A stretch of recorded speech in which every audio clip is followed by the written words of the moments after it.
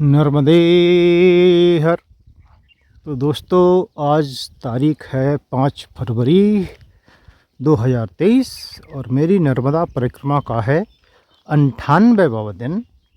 ये जो इधर आपको कुछ अगर घर नज़र आ रही हैं तो ये है नानपा गांव। हम नानपा गांव के बगल से आप बोल सकते हैं, साइड से रोड है तो गांव के अंदर से रोड थी, उधर से नहीं जाना था तो ये वाली रोड से आगे जा रहे हैं। और आगे जो जगह आएगी वो है आवली घाट।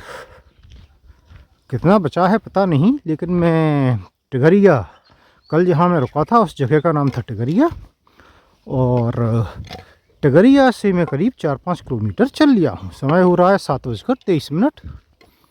और यही है कि आवली घाट जाएंगे और फिर उसके बाद भी घोघरा घाट या कुछ तो है, तो वो जगह है। और जगह आती जाएंगी, आती जाती हैं, निकलती जाती हैं, ऐसे ही चलता रहता है भाई। तो हमारी आज की परिक्रमा है वो शुरू हो चुकी है।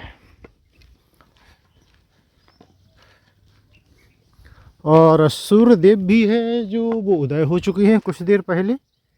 ये देखिए, करीब 20 मिनट हो गए उन्हें उदय हुए। 7 बजे के आसपास जो है सूर्योदय हो गया था, लेकिन उजाला उतना प्रॉपर नहीं लग रहा था। सर्दी मुझे ऐसा लग रहा है कल से ज़्यादा है आज। रात में तो ठीक थी, लेकिन सुबह होते होते थोड़ी सर्दी बढ़ गई है। तो अभी ऐसा ही चल रहा है कि रात में सर्दी होती है काफ़ी और दिन में अच्छी सी गर्मी हो जाती है। ठीक है, लेकिन दिन में अभी भी उतना नहीं है, थोड़ी धूप परेशान करती है, बाकी तो ठीक है। तो ये जो रास्ता है ऐसे बोलते हैं नहर वाला रास्ता। दोनों ओर छोटी छोटी नहरें बनी हुई हैं। अब वो उपयोग में लाई जाती हैं कि नहीं वो नहीं पता। पानी तो नहीं दिखता है, कभी कभी छोड़ा जाता होगा उनमें, पता नहीं कहाँ से है, कैसी नहर है ये तो हमें नहीं पता। लेकिन ये रास्ता है, वो उस गांव में बता रहे थे कि नहर वाला रास्ता लेना है। और ये रास्ता भी थोड़ा घूम के है और थोड़ा दूर से भी जाता है बीच बीच में, फिर मैया के किनारे पहुंच जाएगा वापस। तो इस तरह से थोड़ी दूरी ज़्यादा चलनी पड़ती है। यही रास्ता गूगल मैप पर भी आपको दिखाएगा अगर आप देखते हैं तो।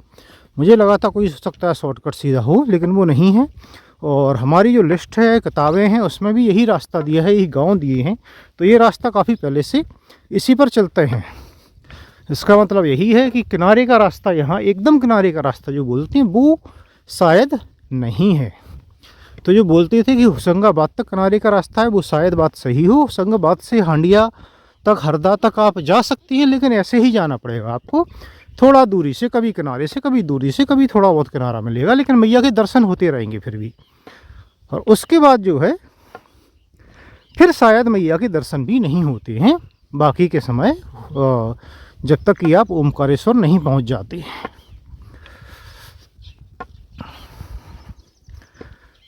तो चलिए भाई आगे बढ़ते हैं। और विकास श्रीवास्तव जी ने बोला है कि 250 किलोमीटर बचा है आपका ओमकारेश्वर, लेकिन आप किनारे के रास्ते से चल रहे हैं। किनारे का मतलब माने पास के रास्ते से, तो ये घूम के जाते हैं तो करीब 350 किलोमीटर मान लीजिए ये दूरी होगी, तो आप करीब 10 दिन में पहुंच जाएंगे। तो श्रीवास्तव जी, हमारा भी अंदाज़ा तो यही है कि ऐसा ही कुछ होना चाहिए। थोड़ा सा इधर उधर समय होगा और ज़्यादा अंतर नहीं पड़ेगा, 8 दिन के आसपास, शायद 10 दिन भी हो सकते हैं, पता नहीं 12 भी हो सकते हैं। तो कुछ बोल नहीं सकते, जैसे जैसे आगे बढ़ेंगे ऐसे ऐसे पता चलेगा। और एक सज्जन ने सवाल किया था भाई, वो मैं भूल ना जाऊं तो उसकी बात कर लेते हैं थोड़ी सी, लेकिन थोड़ी देर बाद, क्योंकि अभी मेरे हाथ सुन्न हो रहे हैं। तो एक सज्जन ने भाई कमेंट किया है कि एग्जैक्ट वर्ड्स तो मुझे याद नहीं है, कि दान का बताने से क्या उसका महत्व ख़त्म नहीं हो जाता या पुण्य ख़त्म नहीं हो जाता। ऐसा कुछ है, मतलब उनका बोलने का ये मतलब है। और उसके लिखा है कि कृपया मार्गदर्शन करें। तो मतलब उसका ये था मैसेज का, बर्ड्स चाहे जो भी हों, कि क्या दान करके बताने से बताना अच्छा है, मतलब बताना नहीं चाहिए, ये मतलब था उनका। कि क्या होना चाहिए, क्या वो गलत है, गलत नहीं है, ऐसा कुछ। तो उस पर आते हैं भाई। जब मैंने ये परिक्रमा शुरू की थी तो मैंने परिक्रमा के शुरुआती कुछ दिनों में दान के ऊपर काफ़ी बात की थी। और मैंने कम से कम 6 7 8 जो है कथाएं कहानियाँ भी सुनाई थी। लेकिन ठीक है, थोड़ा सा क्विकली ये समझने के पहले थोड़ा सा समझ लेते हैं। देखिए, दान अधिकतर होता कैसे है। देखिए, हमारे उसमें जो दान किया जाता है वो आप अगर ये पढ़ेंगे अपनी धार्मिक किताब में तो आपको अन्नदान का बहुत ये मिलेगा उल्लेख, अन्नदान का, गौदान का। और अन्नदान का, गौदान का क्यों मिलता है। देखिए, अन्नदान होता है जो अन्नदान होता है कई तरीके से होता है। एक अन्नदान होता है जो आप अन्न जो है ग्रेन वो दान करते हैं जो आपके खेतों में उगता है। अगर आप किसान हैं, आपने चने उगाए, आपने चने दान कर दिए मंदिर में, या आपने गेहूँ उगाए या धान उगाई तो चावल दान कर दिए। और जैसे मैं मंडला होके अमरकंटक गया था तो उधर जो छोटे छोटे आश्रम मंदिर थे वो ऐसे ही चल रहे थे। उसमें आसपास के गांव जो फसल होती थी वो दान करते थे और उससे ही वो भोजन कराते थे परिक्रमावासी वगैरह के लिए। और अलग से कोई दान वगैरह व्यवस्था नहीं थी उनके पास कुछ जगह। तो ये दान, देखिए हमारे धर्म में जो है, सनातन धर्म में कुछ सर्टेन परसेंटेज जो है उसके दान का बहुत महत्व था। तो पहले भी चाहे कितनी भी गरीबी रही हो, कोई सक्षम हो, तो कोई ना कोई जो है अन्नदान, अपने जो पूरा अन्न होता था, फसल आती थी, उससे एक हिस्सा मंदिरों को देते थे। मंदिर उसी से चलते थे पहले। तो एक तो ये होता था अन्नदान। दूसरा अन्नदान होता था जो सदाव्रत बोलते हैं, कई जगह सीधा वगैरह भी बोलती हैं। उसमें आप क्या करते हैं, आटा है, दाल है, चावल है, थोड़ा थोड़ा और भी कुछ चीज़ें, तो वो लेके दान कर देते हैं, दे देते हैं दूसरे को। तीसरा अन्नदान होता है पके हुए भोजन का। तो ये तो हो गया अन्नदान। तो भाई अन्न ही उगाते थे, अन्नदान ही होता था, इसलिए पैसे तो चलते नहीं थे पहले। और थोड़ा सा ही पहले जाएंगे तो गांव वगैरह में आप देखते कि भाई जैसे गेहूँ हैं तो गेहूँ वगैरह जो मुख्य 2 4 फसल वाली होती थी, अनाज होते थे, उनसे ही सब्जियां वगैरह बिका करती थी, सामान बिका करते थे।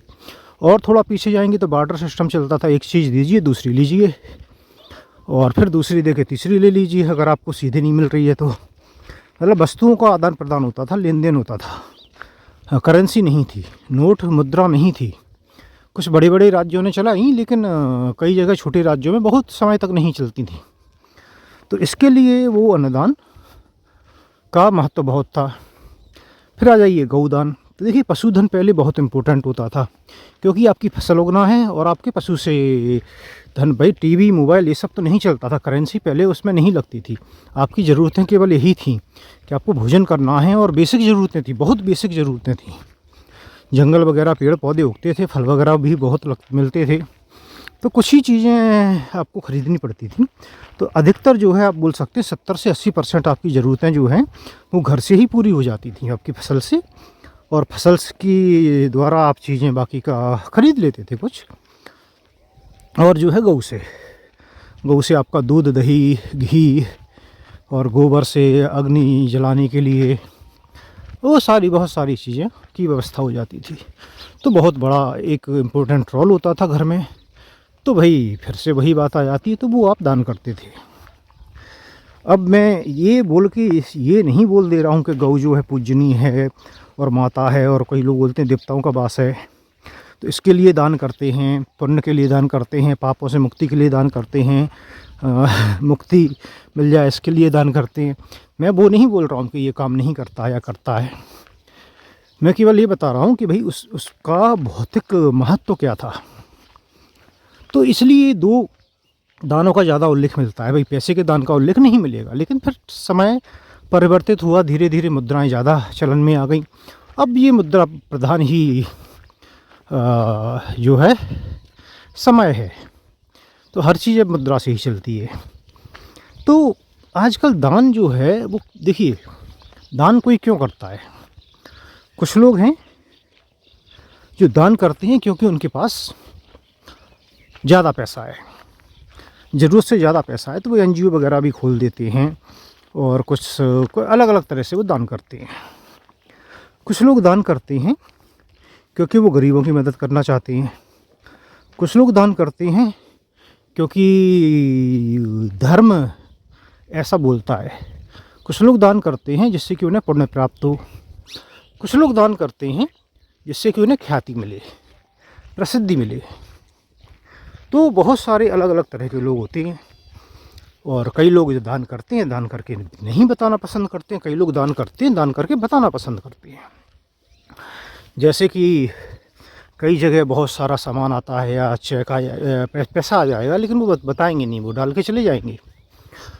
लेकिन कहीं कहीं आप जाएंगे मंदिर में, कहीं तो एक बेंच रखी होगी, बेंच पे नाम लिखा होगा कि इनके द्वारा दी हुई है। तो भाई उनके लिए बेंच कितनी कीमती थी नहीं पता हमें, उनने कितना पैसा खर्च किया, लेकिन वो चाहते थे कि लोग जानें। जैसे दूसरा उदाहरण मैं परिक्रमा मार्ग से दे देता हूँ कि आपको कई जगह बोर्ड लगे मिल जाएंगे बड़े बड़े बड़े कि यहाँ पर इन सज्जन के द्वारा सदाव्रत दिया जाता है। अब आजकल सदाव्रत कोई लेता नहीं है, क्योंकि भोजन आगे पीछे पका हुआ मिल जाता है उन्हें, तो और वहाँ पर रुकने की व्यवस्था भी नहीं होती। तो शाम को कोई सदाव्रत लेके बनाए भी तो वो भी पॉसिबिलिटी ख़त्म हो जाती है। और दिन में कोई लेता नहीं है, अधिकतर नहीं लेता है। ठीक है, महीने में किसी ने एक आध सज्जन ने ले लिया तो ले लिया, तो आपने दाल चावल या थोड़ा आटा दे दिया, लेकिन नाम लिखा है, बोर्ड लगे हैं, कई जगह बोर्ड लगे रहते हैं।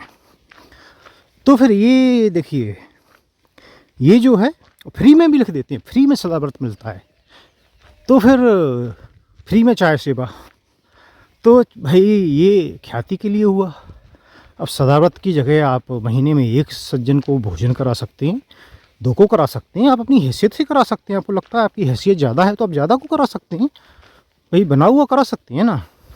बनाने की व्यवस्था नहीं है, रोज़ाना नहीं है, बट कभी कभार तो कर ही सकते हैं। क्योंकि आपको पता है, कल जैसे एक जगह गए थे तो वो माता जी कह रही थी हम तो देते हैं सदाव्रत, कोई लेता नहीं है, तो हम क्या करें। बोले हम तो सोचते हैं कि कोई ले ले, तो हम तो कई साल से खोले लेकिन कोई लेता ही नहीं है। कोई लेता नहीं है तो कभी कभार बना हुआ भी खिलाने की कोशिश करो भाई। महीने में एक बार एक जन को तो करा सकते हो अगर आप वास्तव में चाहते हो तो। खैर ये तो देखिए अपनी अपनी श्रद्धा के ऊपर होता है कि कोई क्या चाहता है। लेकिन मैं केवल ये बोल रहा हूँ कि कुछ लोग होते हैं जो अपने भाई ख्याति के लिए भी दान करते हैं, वो बता के दान करते हैं।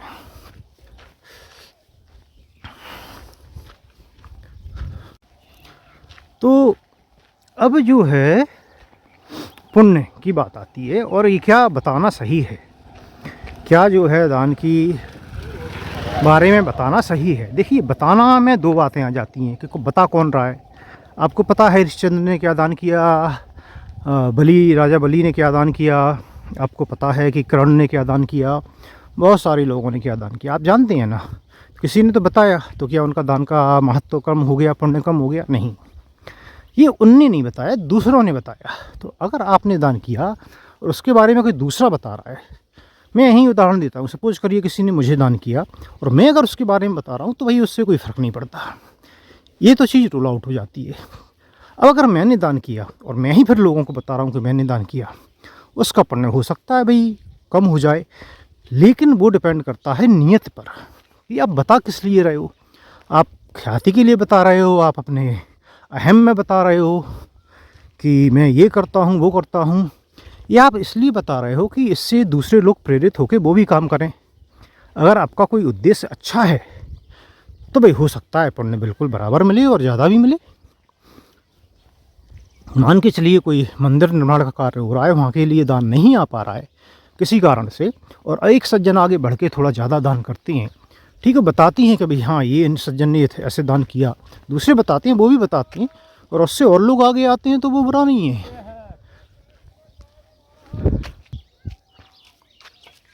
कुल्हाड़ा गांव आ गया भाई, कुल्हाड़ा गांव। एक सज्जन आवाज़ दे रहे हैं चाय के लिए, तो जाते हैं।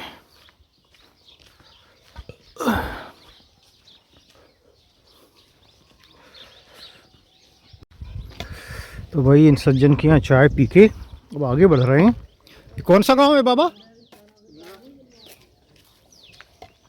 कौन सा बोला है? तो देखिए, तो मैं बोल जो रहा था वो ये कि एक तो उद्देश्य क्या है, तो उद्देश्य क्या है आपके दान का, वो एक चीज़ होती है। दूसरा होता है कि आपकी भावना क्या है, और तीसरा होता है कि आपका दान जो है वो उपयोग कहाँ हो रहा है। तो अगर आपके दान के बारे में कोई दूसरा व्यक्ति बताता है तो भाई इसमें कोई समस्या नहीं है, ठीक है, वो उससे तो कोई फ़र्क नहीं पड़ता। आपके दान के बारे में आप बता रहे हैं, तो अगर उसका उद्देश्य सही है और उसका उपयोग सही हो रहा है तो भाई वो भी ठीक है। नर्मदे हर, नर्मदे हर। और देखिए, उपयोग क्यों ज़रूरी है कि भाई आपने किया तो आपको थोड़ा सा, आप बोलेंगे भाई हमारी क्या गलती है अगर उसको दुरुपयोग हो रहा है। परिक्रमा में मैंने जो है एक मुद्दे पर बात की है 2 बार, एक जगह और 2 बार इसलिए की थी कि भाई एक जगह एक बाबा जी थे, उनने बोला था, एक जगह बच्चों के पेरेंट्स ने बोला था। क्या बोला था कि लोग बाग क्या करते हैं, कुछ लोग कि चॉकलेट वगैरह ख़रीद लेते हैं और बच्चों में बांटते जाते हैं। तो जो गांव के क्षेत्र थे, और शुरू में ही करते हैं, बाद में आते आते तो वो चीज़ ख़त्म हो जाती है, किनारों पे ख़त्म हो जाती है, क्योंकि उधर से लोग जाते ही नहीं हैं वो। तो ये छोटे छोटे गांव थे, वो वहाँ पर समस्या क्या थी, और सूलपानी में भी हमने ये देखा था कि बच्चे क्या करते थे कि स्कूल वगैरह छोड़ के जो परिक्रमा मार्ग था उसके दूर बैठे रहते थे। जैसे ही कोई परिक्रमावासी दिखा, नर्मदेहर बोलते हुए आ जाते थे दौड़ के, इसलिए कि भाई उन्हें चॉकलेट मिलेगी। और उनके बच्चों के पेरेंट्स का बोलना ये था, माँ बाप का, कि हम कितना भी बोल लें वो स्कूल से भाग के कहीं दूसरी और दूर रास्तों के पास खड़े हो जाते हैं जाके, हम कहाँ तक देखेंगे उन्हें, इसलिए क्योंकि वो चॉकलेट के लालच में। तो अब ये आपने तो सोचा कि भाई अपने दान किया, आपने चॉकलेट दान की, लेकिन हकीकत में क्या हो रहा है, तो हकीकत में बच्चों का नुकसान हो रहा है उससे। उनमें जो है एक तो लालच पनप रहा है, और दूसरा क्या है, नर्मदे हर, दूसरा क्या होता है कि उनका जो है जीवन भी बर्बाद हो रहा है, वो स्कूल बंक कर रहे हैं। तो उसमें अगर अब आपको दान करना है, भाई चॉकलेट ही दान करना है, आपको इतना ही शौक़ है अगर चॉकलेट दान करने का, तो एक पैकेट खरीदिए, स्कूल में दे दीजिए टीचर से कि भाई इन्हें कुछ काम दो, कोई कुछ भी, ठीक है, उसके बाद में इनाम के स्वरूप में जो है आप चॉकलेट बांट दो, या सब क्लास पूरी हो जाती है, ठीक है, छुट्टी होती है, उस वक्त बांट दो, तो वो जो है उन्हें स्कूल जाने में प्रोत्साहन भी देगा। नर्मदे हर, नर्मदे हर। तो ये तरीका होता है दान करने का। तो आपका दान ऐसा नहीं है, अगर आप ना समझ हैं, गलती से हो जाता है तो अलग बात है, लेकिन अगर आप जानते हैं और फिर भी ये कर रहे हैं, या फिर आप जानना ही नहीं चाहते, तो भाई उसका भी असर हो सकता है। फिर आप कई मंदिरों में जाएंगे, धर्मशाला वगैरह बनी रहती है, उस पर नाम लिखे रहते हैं, इनने इतना पैसा दिया, इनने इतना पैसा दिया, इनने इतना पैसा दिया। तो पता नहीं भाई वो दानदाताओं ने बोला देने का, या फिर जो है मंदिर वालों ने लिख दिया। उसके दोनों चीज़ें हो सकती हैं। हो सकता है और लोग हैं वो इनकरेज हों दान करने के लिए, ये एक उद्देश्य हो सकता है। दूसरा ये हो सकता है भाई कि पता रहे। तो देखिए, बताने से क्या पुण्य कम हो जाता है, क्या ये सही है, आपका सवाल था। इसकी जो है यही है कि अगर अभी आपने दान किया, उसके बारे में कोई दूसरा किसी तीसरे को बताता है तो कोई समस्या नहीं है, इसमें तो मैं कोई समस्या नहीं देखता हूँ। आपने दान किया, आप बताती हैं, अगर उसका उद्देश्य अच्छा है तो भाई कोई समस्या नहीं है। लेकिन अगर अहंकार उद्देश्य है, अपना ख्याति उद्देश्य है, तो भाई वो अलग बात है, वो हो सकता है। लेकिन क्या आपने ख्याति के लिए ही दान किया था, तो फिर आपका उद्देश्य पूरा हुआ ना, आपने पुण्य के लिए किया ही नहीं था, तो बात वहीं ख़त्म हो जाती है। और जो है उसके साथ में मैटर ये भी करता है कि आपका दान किया हुआ पैसे का उपयोग कैसे हो रहा है। तो वहाँ पर जो है आपका पुण्य और डिपेंड करता है कि भाई आप को क्या मिलने वाला है। तो बात तो देखिए बहुत सारी हो सकती है, लेकिन ना मुझे लगता है आज इसके बारे में काफ़ी बात हो गई है और आपके सवाल का जवाब है जो वो तो मिल ही गया होगा। फिर भी अगर और भी कोई सवाल है स्पेसिफिक है तो आप जो है वो कमेंट कर सकते हैं, तो उसके बारे में भी बात कर ली जाएगी।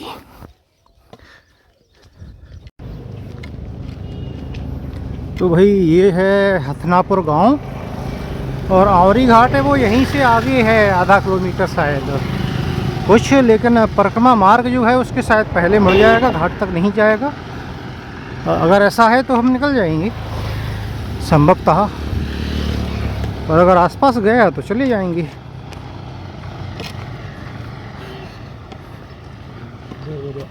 नर्मदे हर कि इस पर लिखा है आंवली घाट 1, तो 1 किलोमीटर है शायद यहाँ से।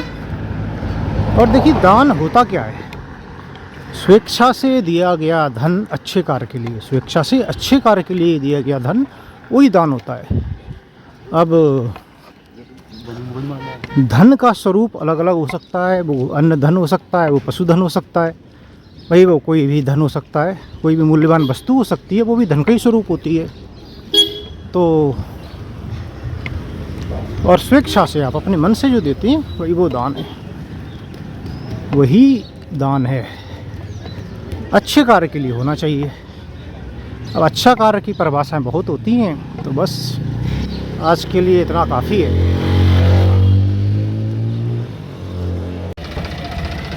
तो भाई उस रास्ते से आप जाएंगे तो पड़ेगा आंवली घाट, थोड़ा सा आगे जाना पड़ेगा आपको, और ब्रिज जो है वो मैया के ऊपर से निकल जाता है, तो आपको ब्रिज से नीचे उतर जाइए तो घाट है। ये मंदिर दिख रहे हैं एक्चुअली ये घाट ही होना चाहिए, आधा किलोमीटर दूरी पर। हम उधर से निकले थे पिछली बार, तो मैया के पास से ही है, चूँकि उधर से रास्ता नहीं है, आपको वहाँ तक जाना है, फिर ठीक उसी रोड पर वापस आना है, तो कोई मतलब नहीं बनता।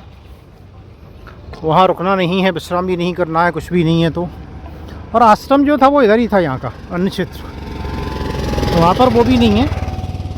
हालांकि हमें अभी अन्य क्षेत्र में जाना नहीं है, ना तो भोजन इस समय मिलता है ना ही करना है। तो घोघरा घाट एक पड़ेगा शायद जो नाम है, वो यहाँ से 10 किलोमीटर के आसपास बताया है, और बाबरी बता रहे हैं यहाँ से 17 किलोमीटर। पीछे जो बाबा थे उनने बताया 17 किलोमीटर, और वहीं पे अन्य क्षेत्र है, उनका ये बोलना था कि उसके पहले कुछ नहीं मिलेगा। तो ठीक है, मिलेगा कुछ या नहीं मिलेगा वो तो भैया मैया डिसाइड करेगी।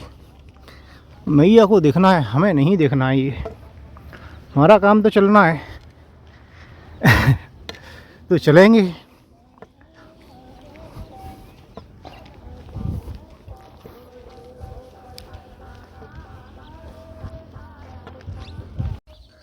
नर्मदेर मैया, कौन सा गांव है ये? ग्वारी। ग्वाड़ी। तो ये आ गया है भाई ग्वाड़ी गांव।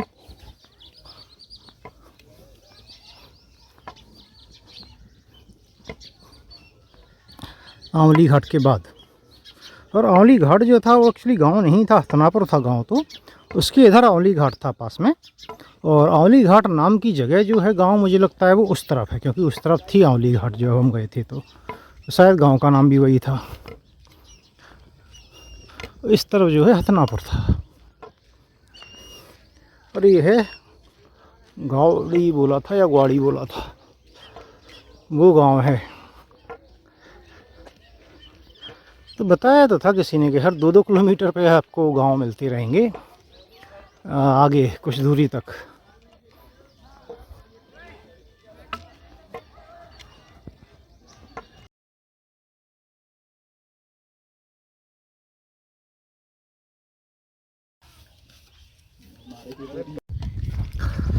तो दोस्तों ये थे वीरेंद्र रघुवंशी जी, सिवनी के हैं, यहाँ से तहसील प्लेस है शायद पास में ही 20-25 किलोमीटर दूर। और तो वो आए थे मिलने, और उनने कोई कांटेक्ट नहीं किया था ना बताया था, वो केवल यूट्यूब पर फॉलो ही कर रहे थे। कि कहाँ हूँ, और आज उन्हें अंदाज़ा था कि इसी रोड पर हूँगा तो कहीं ना कहीं मिलना चाहिए। तो वो आए देखते हुए और मिल गए। तो बता रहे थे कि 3 तारीख की उनके साली की शादी थी तो काफ़ी बिजी थे, तो ये लग रहा था कि इस बीच में आप ना निकल जाएं। तो आए थे वो वही मिलने, तो रास्ते में मिल गए। फिर वो चले गए तो बाल भोग लेके आए। फिर एक गांव में एक जगह बैठे तो वहाँ पे हमने बाल भोग किया और थोड़ी सी बातें की। उसके बाद में जो है उन्होंने 50-50 रुपये दक्षिणा दी। 3 लोग थे, गुजराती बाबा हैं और एक और नासिक वाले सज्जन जो साथ चल रहे हैं 2-3 दिन से। और एक बिस्किट का पैकेट भी लाए थे, वो दिया। और अब वो चले गए हैं भाई, हम आगे बढ़ लिए हैं क्योंकि ज़्यादा रुकते बनता नहीं है। रुकते हैं लेकिन बहुत ज़्यादा भी नहीं, तो आधा घंटा शायद हम लोग रुके होंगे वहाँ, और अब आगे बढ़ रहे हैं। तो यही है, ये उन लोगों में से हैं जो कि रेगुलरली वीडियो देख रहे हैं, और काफ़ी सारे लोग देख रहे हैं जो देख रहे हैं। देखिए मेरे वीडियो ऐसे हैं कि जो नहीं देखेगा, जिसे पसंद नहीं आएंगे वो नहीं देखेगा, कम लोग देखेंगे। और जिसे मैसेज पसंद आएगा जो है उस टाइप के, वो देखेंगे तो वो देखेंगे। तो वही है, कैटेगरी है भाई। जिन्हें जो देख रहे हैं तो उन्हें वो पसंद आते हैं। नर्मदे हर।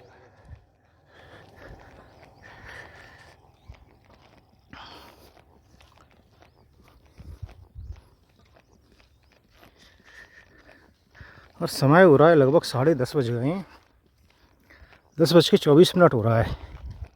हम जा रहे हैं घोघरा की ओर, घोघरा घाट। वो जो है अगली जगह पड़ेगी। ये रास्ता है वो काफ़ी घूम के जाता है, तो किनारे का रास्ता उपलब्ध नहीं है। फिर से पूछा था यहाँ पर, तो यही है, यही शायद जो बोलते थे कि उसके आगे रास्ता नहीं है, मतलब ये कि एकदम किनारे किनारे का रास्ता नहीं है, किनारे के पास का रास्ता है। ये पास का रास्ता उपलब्ध है। मैया उधर है थोड़ी दूरी पर और हम इधर हैं। बीच बीच में जो है घाट वगैरह आती रहती हैं कुछ किलोमीटर की दूरी पर, तो जो है दर्शन होते रहेंगे संभवतः कल तक बीच बीच में।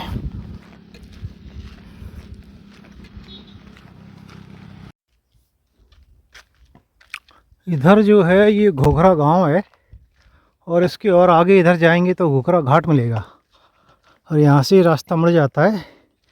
ये जाता है बाबरी की ओर, आयपा भी लिखा था, तो ये परिक्रमा पाथ है, इसका बोर्ड लगा हुआ था और रोड भी उसके लिए बना हुआ है। तो चलिए आगे चलते हैं। धूप बहुत तेज़ है और पेड़ बहुत कम है रास्ते पे। देखिए आपको भी दूर दूर तक रास्ते के पास में पेड़ नहीं दिख रहा होगा।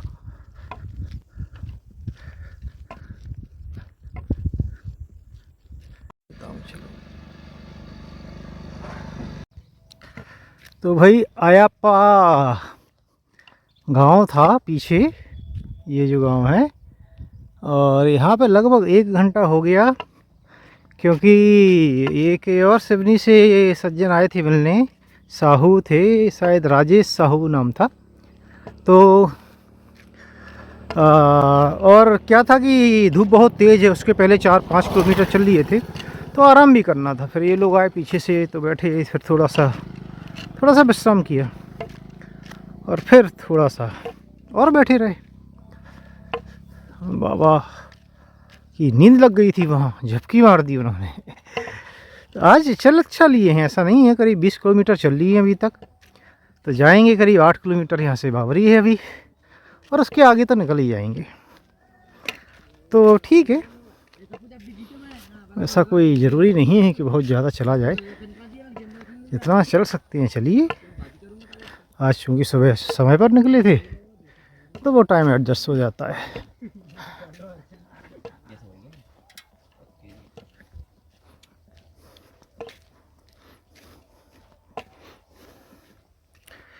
तो एन सज्जन का मैसेज आया था एक्चुअली कल कि कहाँ रुके हैं वो बता दीजिए। तो ये जो है उसके बाद आए हैं मिलने। और सुबह जो आए थे वो गवर्नमेंट टीचर थे, अब नाम क्या था, रघुवंश, वीरेंद्र रघुवंशी जी शायद। तो वो जो है बना बताए आए थे। बाकी धूप बहुत तेज़ होती है भाई, कहने की ज़रूरत नहीं है। तो अभी तो विश्राम करते करते ही आगे बढ़ेंगे, इसके लिए ही सुबह समय पर निकलते हैं। नर्मदे हर।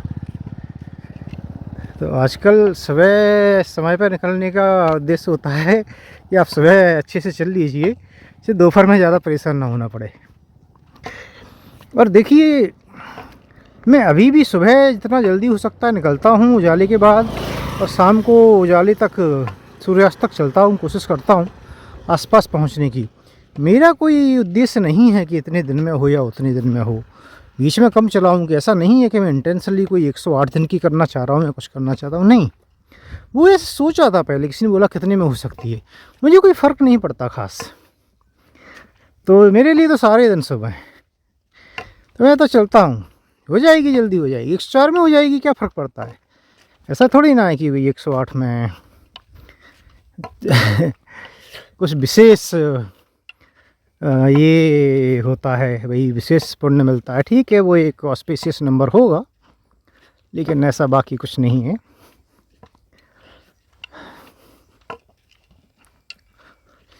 तो अभी पता नहीं है कितने दिन में होने वाली है। अभी भी मैं कोशिश करता हूँ ज़्यादा चलने की, लेकिन अपनी बाकी के कामों के साथ। कोई रोकता है, रुकते हैं, मिलने आता है कोई, मिलते हैं, कोई आवाज़ देता है, बुलाता है, चले जाते हैं।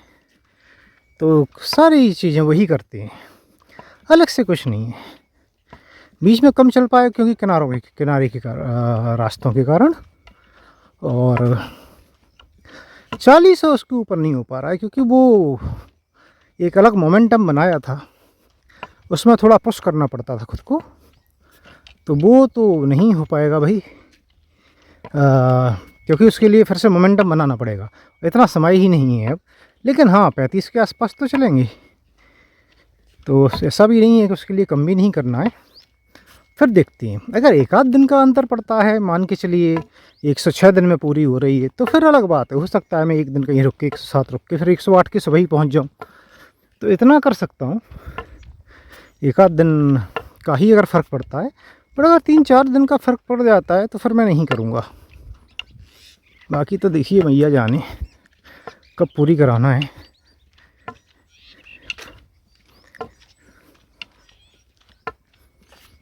नीम के वृक्ष बहुत अच्छे होते हैं, और मैं जहाँ रहता हूँ उसकी बालकनी से बिल्कुल हिल व्यू दिखता है। बारिश और उसके बाद का तो बहुत ही अच्छा नज़ारा होता है, एकदम ग्रीन हिल्स दिखती हैं, हरियाली हरियाली, बढ़िया हवा आती है, तो बहुत अच्छा व्यू होता है, नेचुरल व्यू है नेचर। लेकिन नेचर को देखना और नेचर के बीच रहना, दोनों में बहुत अंतर है। तो मेरा मन तो हमेशा नेचर के बीच ही होता है, लेकिन रहने को नहीं मिल पाता परमानेंट, वो अलग बात है। देखिए अब आगे भगवान जाने, आगे का तो कहाँ क्या लिखा है वो तो पता नहीं है, लेकिन हाँ, मैं हमेशा मन तो मेरा यही होता है कि नेचर के बीच में रहा जाए।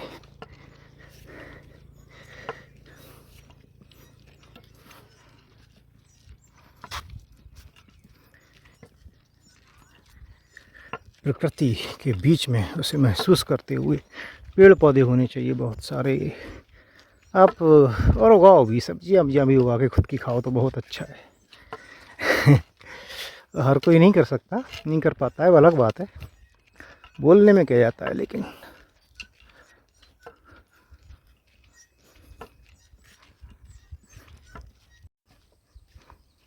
ये देखिए, वही जो रेत दिख रही है आपको, इसके उधर मैया का बहाव है, मैया बह रही है, वो जो नीचाई सी दिखेगी।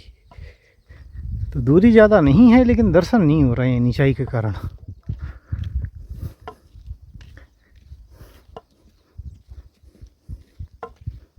तो अभी तक चल तो हम लोग पास ही पास रहे हैं, थोड़ी दूरी से, दूरी कभी कभी बढ़ जाती है, आधा किलोमीटर तक हो जाती है शायद, से ज़्यादा भी होती होगी पता नहीं,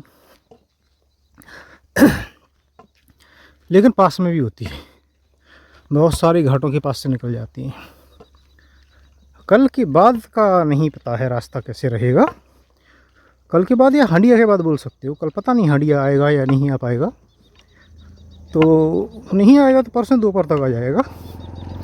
उसके बाद क्योंकि डैम के पानी का भराव है तो पता नहीं उससे कितनी दूर से निकलना पड़ेगा, हो सकता है थोड़ी ज़्यादा दूरी से निकलना पड़े।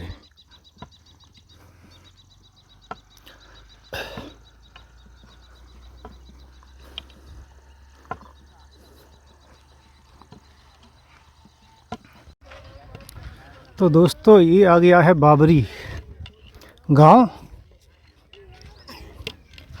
तो ये जो इधर है जो है ये है बाबरी का आश्रम।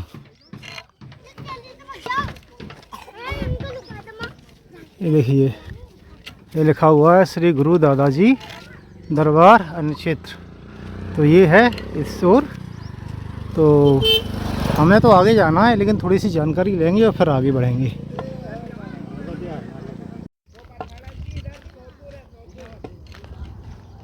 दूरी का अंतर कैसे पड़ता है देखिए, आज हम बाबरी में आगे का मालूम कर रहे थे रास्ता नर्मदेहर। तो एक बाबा थे वो बोल रहे थे कि यहाँ से डेमावर 4 किलोमीटर है, 3 किलोमीटर है। तो हमने कहा नहीं इसमें तो 4.5 दिखा रहा है। नहीं बोले 3 किलोमीटर है। और फिर बोले बस बोले गांव से निकल के बोले जाओगे उधर से तो 3 ही पड़ेगा। हमने कही गांव, बोले 1-1.5 किलोमीटर गांव से जाना पड़ेगा। बोले वो गांव के बाद तो 3 ही है। तो हमने कहा बाबा हमें तो ये भी चलना है ना। हाँ बोले तुम्हारे लिए उतना पड़ेगा। तो उन्हें बहुत देर से समझ में आया। तो गांव से दूरी गांव वाले ऐसे बताते हैं, इसलिए उनके कैलकुलेशन में हमारे में अंतर होता है। वो क्या इस एक गांव ख़त्म होता है उससे दूसरा गांव चालू होता है, वहाँ तक की दूरी कैलकुलेट करते हैं। अगर वो 3.5 है तो उनके लिए वो 3 किलोमीटर है। अब वो आपके लिए 4.5-5 हो सकती है। फिर ऐसे अगले गांव का, क्योंकि वो एक गांव ही जाते हैं अधिकतर, एक गांव से दूसरे गांव में कम ही जाना होता है, तो वो दूरी उतनी ही ध्यान रखते हैं। तो अभी हम निकल लिए हैं भाई बाबरी से, और यहाँ से पहले डेमावर पहुँचा जाएगा। डेमावर से फिर एक कजली आएगी, नदी पार करना पड़ेगी बीच में एक, और कजली के बाद जो है चांदपुर कुछ है, चांदगढ़ कुटी है या चांदपुर कुटी है, तो वो आश्रम है वहाँ पर। तो कोशिश है वहाँ पहुँचने की कि वहाँ पहुँचा जाए। और समय हो रहा है 4:17। तो 1 किलोमीटर तो हम चल भी लिए हैं जब से। तो अगर गांव वालों की अनुमानित दूरी माने तो 7 से 8 किलोमीटर पड़ना चाहिए। और ये वो वाला रास्ता नहीं ले रहा है, ये गूगल दिखा रहा है, क्योंकि ये बीच में नदी पड़ती है तो नदी पार करने वाला रास्ता गूगल दिखाता नहीं है। तो मुझे लग रहा है शायद इस कारण से गूगल थोड़ा घूम के दिखा रहा था, जो कि 10 किलोमीटर के आसपास था। तो 7 से 8 है तो भाई पहुंच जाएंगे। उस वक्त 4 बज रहे थे, तो 8 किलोमीटर भी आराम से चलेंगे तो भी 6 बजे तक पहुंच जाएंगे। अब क्योंकि शाम का समय हो रहा है तो थकावट इतनी होगी नहीं, उजाला 6:15 तक रहता है। और मेरा गैस ये है कि चूँकि 1 घंटे में 5 किलोमीटर भी चल लेते हैं इस वक्त, और अगर बाई दबे 7 किलोमीटर हुई तो और भी अच्छा है। तो हो सकता है जल्दी भी पहुंच जाएं 5:30। तो 5:30 से 6 बजे के बीच पहुंच जाना चाहिए, ऐसा अनुमान है। चलिए भाई, ऐसा थोड़ा छांव वाला रास्ता मिला तो क्या कहने, तो और भी अच्छा हो जाएगा। तो भाई डेमावर गांव तो निकल गया है, छोटा सा गांव था। मैं सोचा आगे और भी होगा तो दिखाऊंगा, लेकिन जब तक वो निकल ही गया। तो आगे जाएंगे, आगे एक नदी पड़ेगी 1-8 किलोमीटर बाद, उसे पार करना है, फिर कजली गांव आएगा।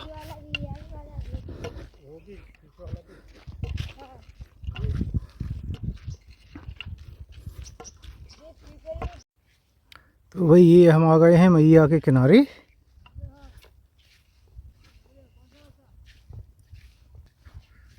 तो ये किनारे का रास्ता आ गया भाई, ये चांदगढ़ तक शायद यही जाएगा, बीच में नदी मिलेगी उसे पार करना है। बताया है ज़्यादा पानी नहीं होगा।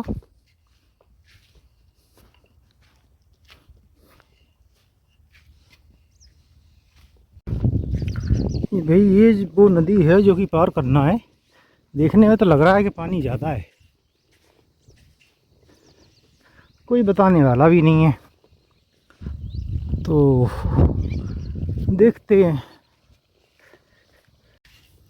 चलिए भाई, आज भी मैया के किनारे चलने का मौका मिल ही गया, चाहे वो 2-3 किलोमीटर ही सही।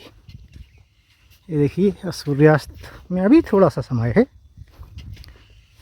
और हम पहुंच जाएंगे। यहाँ से, यहाँ आगे से हमें ऊपर को चढ़ना होगा, झंडे जो लगे हैं उसके और आगे से रास्ता दिख रहा है शायद, फिर ऊपर से थोड़ा घूम के जाएगा। बोल रहे हैं आगे से किनारे का रास्ता है नहीं, तो आप नहीं जा सकते। तो ठीक है, थोड़ा सा मिल गया वही काफ़ी है।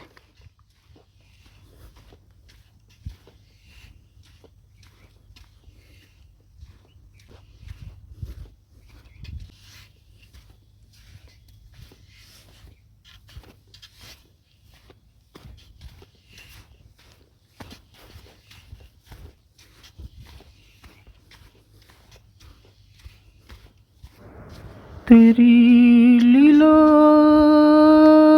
तो बस मैया तू ही जाने रे, मैं तो तेरा भगत हूँ मैया, मैं का जानू रे,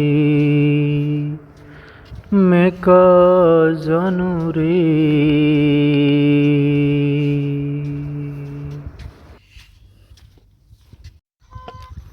तो भाई नीचे से चढ़ के ऊपर आ गए हैं और अब आगे जाना है चांदगढ़ कुटी। ये छोटा सा गांव आया है, शायद चांदगढ़ गांव होगा ये, और कुटी अभी भी थोड़े से दूर है।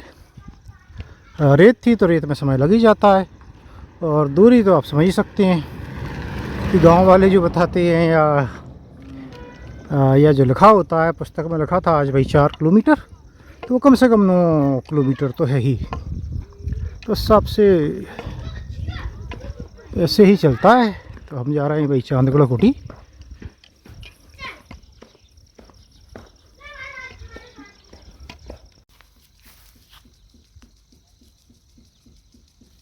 ये है चांदगढ़ कुटी। वो सामने जो दिख रही है झंडे झंडे लगे हुए बहुत सारे, और यहाँ से रास्ता जाता है घूम के।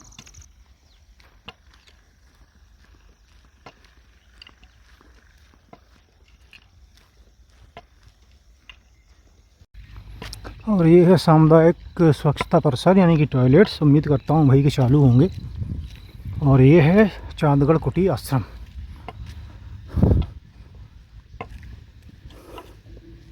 तो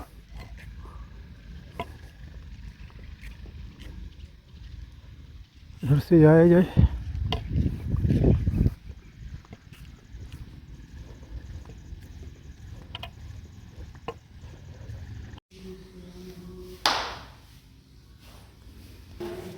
तो भाई ये रहा मेरा आज का आसन, और ये है चांदगढ़ कुटी। और ऐसी मान्यता है कि यहाँ पर चंद्रदेव ने तपस्या की थी, उनकी तपोस्थली है, मैया के किनारे पर है। देखिए एक बार मैया के दर्शन कर लेते हैं, आज के अंतिम शाम के दर्शन।